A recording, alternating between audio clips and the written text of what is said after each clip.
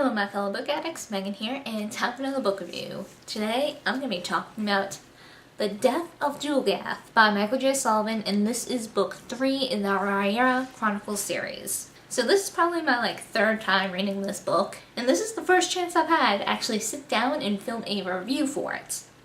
In a way, I'm kind of frustrated about that because time, but also at the same time, I'm really glad it's taken me this long to get to filming. Because this is the first time I've read this book since I've read Age of Myth and Age of Swords. And for those who do not know, those two books are part of the Legends of the First Empire series, also by Michael J. Sullivan. And they take place about 3,000 years before Royce and Hadrian's time. So I'm not going to go too much into those books because I'm here to talk about The Death of Dulgath. But I gotta say, I really appreciate little things that were mentioned in The Death of Dulgath since I've read the first two books in that series. Just little events and characters that were mentioned, there's so many oh my god moments that I've had now because of that.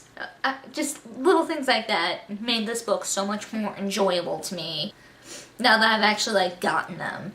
When I first read this book, before, the two Legends books, I didn't think too much of the little things that were mentioned and shown, but now that I see connections and, recognize characters that were vaguely hinted and mentioned and shown, it's just oh my god!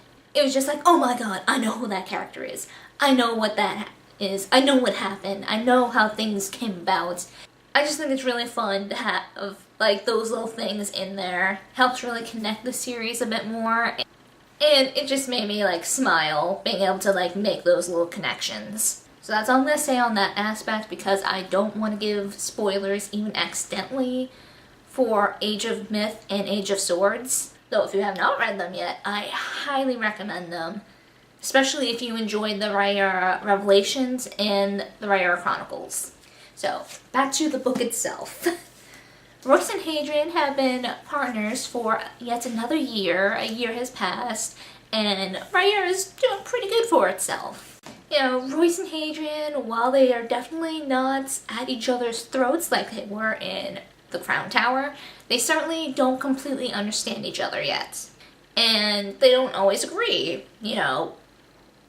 Makes sense considering how different they are. We start the book off with them finishing up a job, and Albert Winslow comes to them with yet another job, a job that the Church of Nifron has actually approached them about. Far down south, there is a soon-to-be countess, Lady Dulgath, who has had multiple attempts on her life so far. And the church has now hired them to do a pretty interesting job. To survey Castle Dulgath's defenses and the layout and determine the best way that they think an assassin would try and go after Lady Dulgath now, so that they can prevent it from happening. So basically they're hiring someone who is an assassin to think as an assassin so that they can stop that assassin from doing that assassination plan. If I'm making any sense. So Hadrian's just oh, that job seems pretty easy. Okay. And they're being given a good sum of money to do this job, as well as having their expenses for travel and lodgings paid. In typical Royce fashion, he doesn't agree. He thinks it's too good to be true, and when things are too good to be true, they usually are. But regardless, they take the job. And this whole book is basically them trying to do the job, and quite a few obstacles pop up in the way. They also notice that this land is a little too good to be true. The land around Castle Dulgath is basically a paradise. It never rains during the day, only at night. They never suffer any storms, no drought, no plague, and it's basically almost like this paradise. And, there's a few other things thrown in there. There's a conspiracy going on, and Royce and Hadrian are dragged right into the middle of it. It's just an awesome volume to add to this series. While this probably isn't my favorite in the series so far, it was very enjoyable. It was a really fun read, and like I said before, since I've read Age of Myth and Age of Swords, I can appreciate it a whole lot more because little Easter eggs and stuff.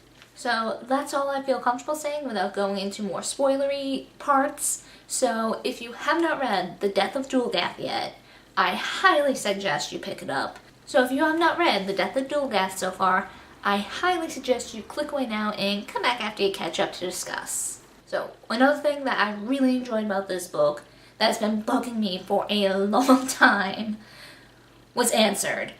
So I believe I mentioned it already in one of my previous reviews, but I've read the Rhaenyra Revelations books first. And one thing that's kind of annoyed me since the first big bind-up was how did Royce discover that he was part elf, that he was not completely human? Because it said multiple times that Royce was an orphan. He never knew his parents. He was abandoned when he was very, very young. Since he looks like pure human, you never would have guessed that he was part elf unless you knew what to look for. How the heck did he know? How the heck did he find out if he never knew his parents? And since elves are greatly looked down upon, I really doubt, whoever his biological parents were would have come out and said, oh yeah, by the way, our son is part elf, tell him when he's older. That seems like a very unlikely scenario.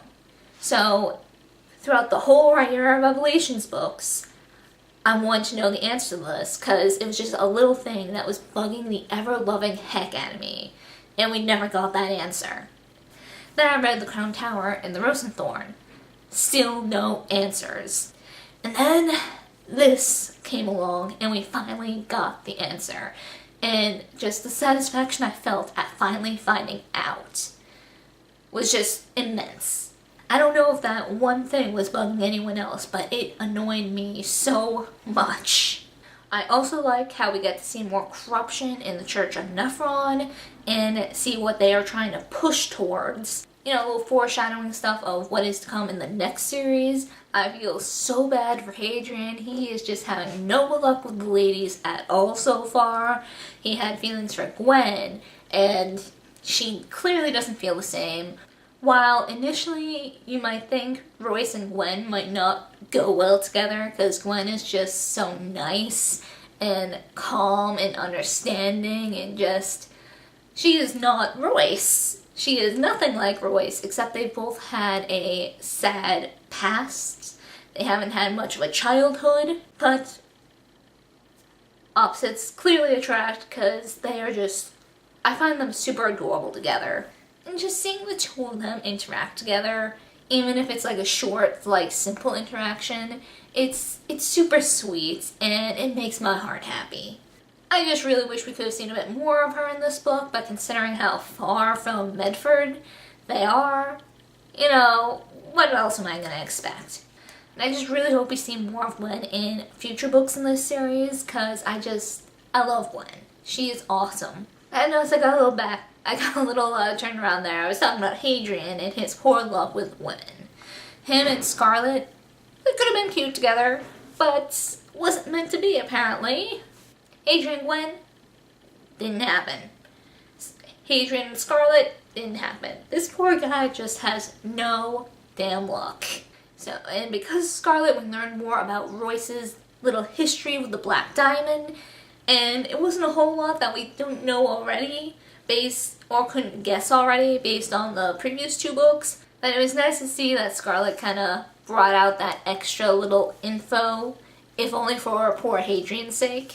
Now, Lady Dulgath, or should I say, the elf that is possessing Lady Dulgath, who I have a very good idea who she is, or who she was. I'm really hesitant to say her name, because I don't know if people would consider that a spoiler or not, but I don't even know it for sure if it's her, so I'm just gonna say it.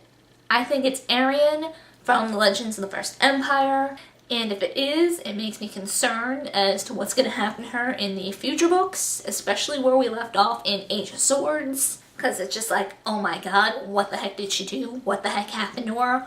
Oh my god.